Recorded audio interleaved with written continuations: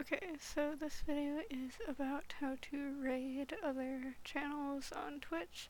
So obviously you would go from your channel and then like you can type in the chat here. And then you want to do like slash raid, not rain. And then whoever the name of the channel, you type it in.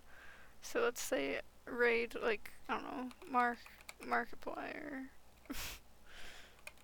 Like, you know, I just do that for if I wanted to raid Markiplier. But, you know, he as of making this video, he's not streaming right now, so I don't think it would really go anywhere.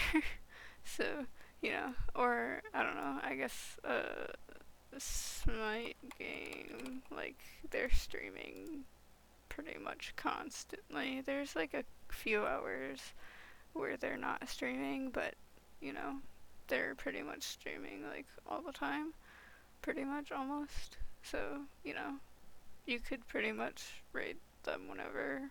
But yeah, just as like examples, you just put slash raid and then like the name of the channel, whatever the name of the channel that you want to raid, you just put it there and hit enter, and it will have a timer at the top, and then it'll raid that channel. So yeah, anyways, I guess that'll be it for this video, so bye.